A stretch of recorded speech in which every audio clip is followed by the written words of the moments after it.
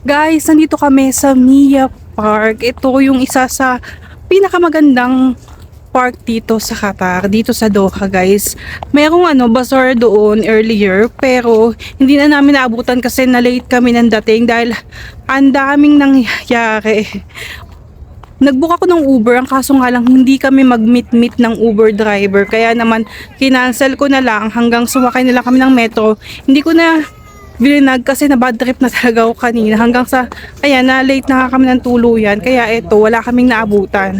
Buti na lang may mabukas pa ditong shop, kaya gusto na uminom ng tubig ni Adham. Tingnan natin kung ano meron sa kanila. Ayun guys, may shop na bukas doon. Nauuhaw na daw si Adham, sana may sila card kasi wala akong cash. Eto guys, yung kanilang menu, puro mga siya, finger foods. Let's cotton candy. It's the best one. Ha? Wallah, best.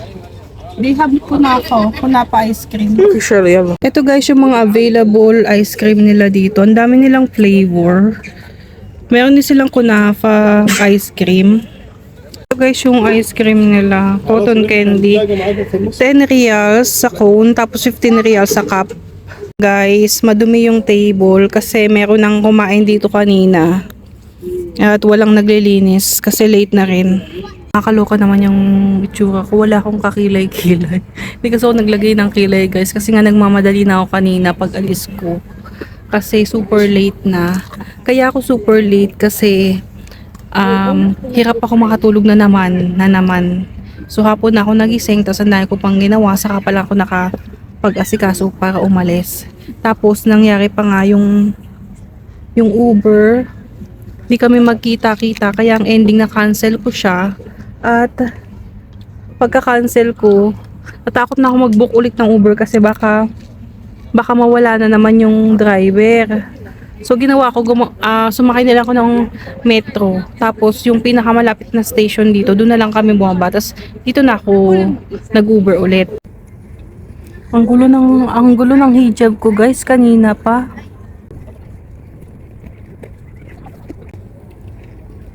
My stomach's painful because what you call that? When we're eating, I eat chili.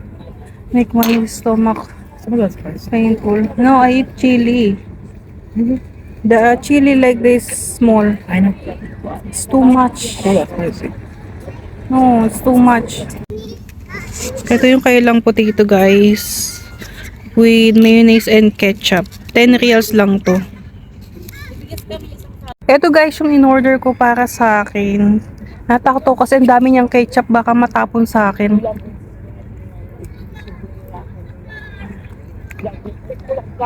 Ay, di siya crunchy. Some country.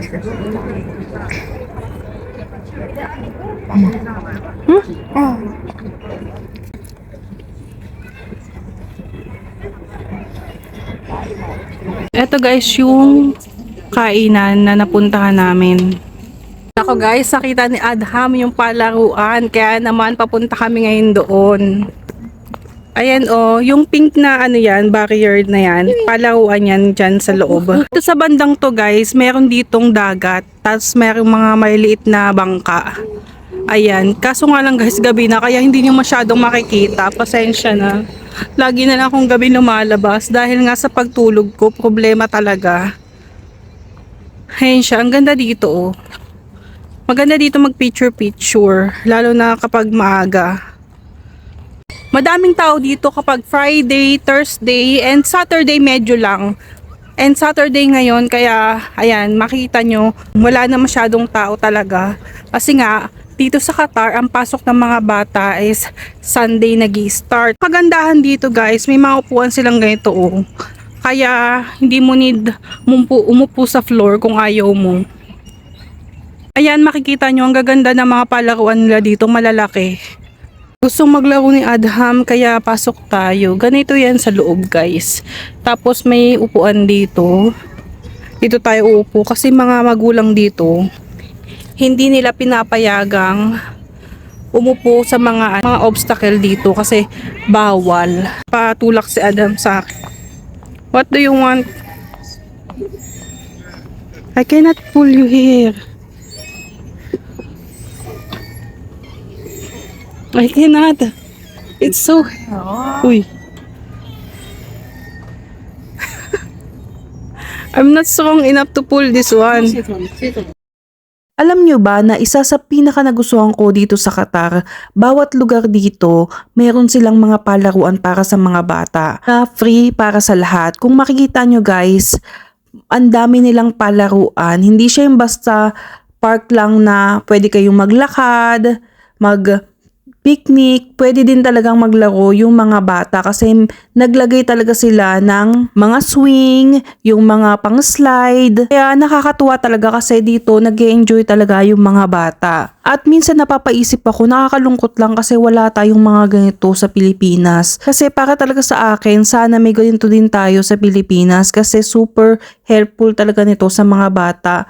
At safe din sila dito kasi nasa loob sila ng park. At ang maganda pa dito, nakakatipid yung mga magulang kasi dalhin mo lang sila dito tas magdala kayo ng pagkain, tubig, ayos na yun kasi mag-e-enjoy na kayo dito. Tas ang ganda pa ng lugar nila guys, super ganda. Talagang halata mong effortan yung lugar. Since malapit na nga kaming lumipat, kaya naman pumunta na kami dito dahil alam ko na hindi na kami basta makakarating dito ulit dahil medyo malayo nga to sa lilipatan namin. Pero I'm sure naman na may mga park din doon malapit sa amin. Hindi ko pa nga lang alam kung saan mismo dahil hindi ko pa na-research. Next time guys, dadalhin ko naman kayo sa park kung saan may aircon yung park.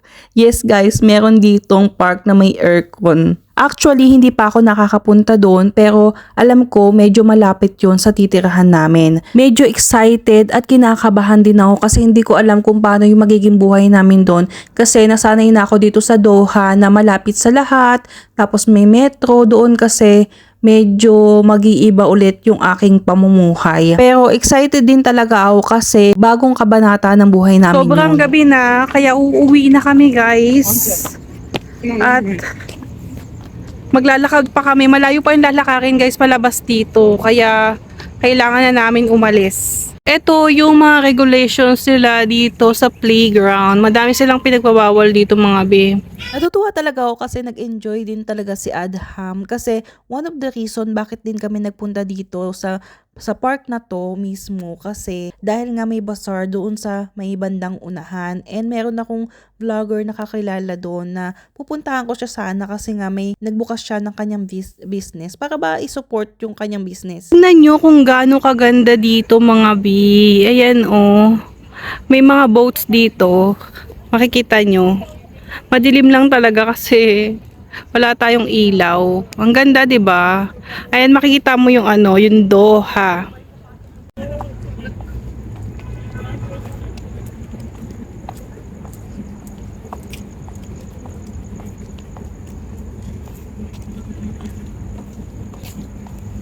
Tumawag na kami guys ng Uber. Nandito kami sa sakayan.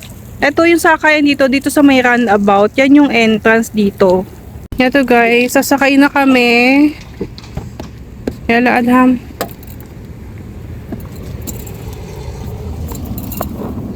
Pinatay natin yung flashlight. Yes. Ay, sorry.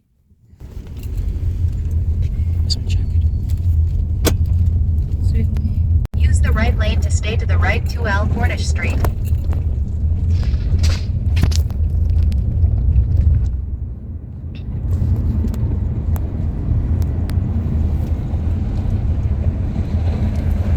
In 1.8 kilometers. Stay to the left.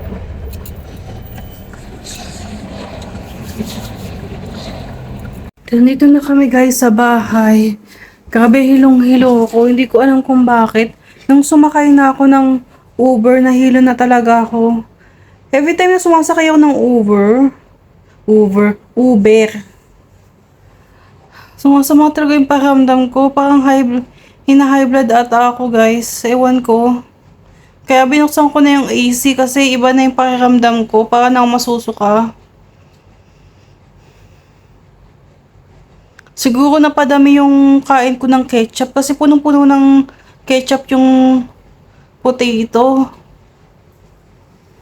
Eh, di ba ano yun? Madaming salt yun. Nahihilo ko, guys. Nanghingi ako ng tubig kay Adham.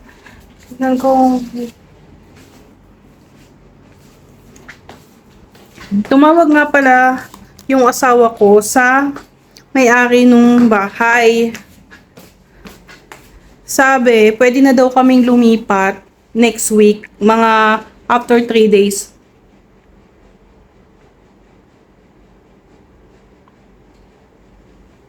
Kasi, gusto ko na talagang lumipat dahil nga naiirita na ako dito sa bahay. Ang kalat-kalat, yung mga gamit namin, hindi na siya organized talaga. Hindi ko na din talaga inaayos kasi nga, alis na din naman kami.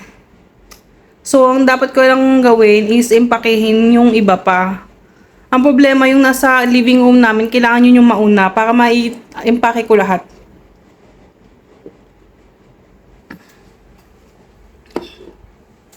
Yun lang guys, hindi ko na ito patatagalin kasi masama talaga yung pakiramdam ko. Kaya gusto ko na magpalit ng damit.